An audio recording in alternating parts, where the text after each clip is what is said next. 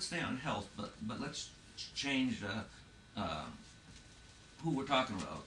Let's talk about the health of the planet for a little bit, if you would. There's been a lot of talk about climate change in the news lately, and arguments back and forth.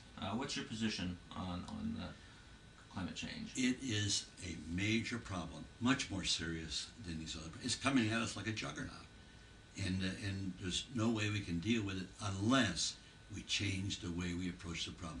Let's look at Al Gore's movie. Great movie, great movie. Described the problem. What was the solution at the end? Inform the people. What's the point of informing the people if they don't have the power to do anything about it? Is the Congress doing anything about climate change right now? Right now? Of course not. They're not doing it. Well, when are they going to do it? I don't know when they're going to do it, but they haven't done it in the last 30 years, and they're not about to do it.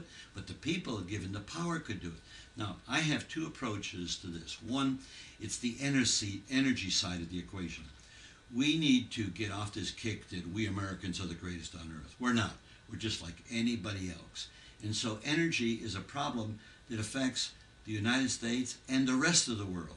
So what we need to do is put on a carbon tax right at the barrel of oil, right at the lump of coal. And then it will filter through the economy in a very fair and market-driven fashion.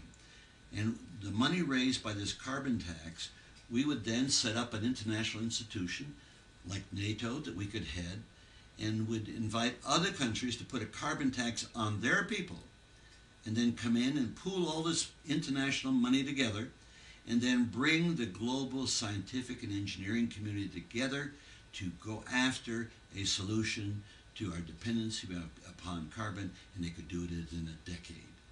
There's just nothing stopping us from doing that other than the will to do it. But you're not going to see the people do this. We're going to fiddle around with subsidies to the oil companies. God, if there's anybody that does not need a subsidy, it's got to be the oil companies.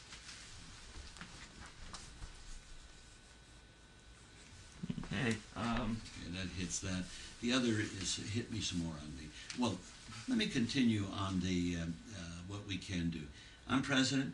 We're going to have CAFE standards. I'll tell you that within 3 years, 50 miles a gallon on our cars. Period. That in itself will remove our dependency on foreign oil. But the problem is more than just removing our dependency on foreign oil. That's important. We need to remove our dependency on carbon, which is what I was talking about a moment ago.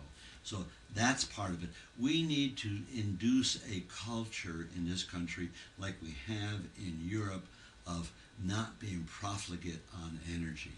We need to use all kinds of devices. And we did this. When the price of oil or gasoline rises, people become more careful. And that's what needs to have happen.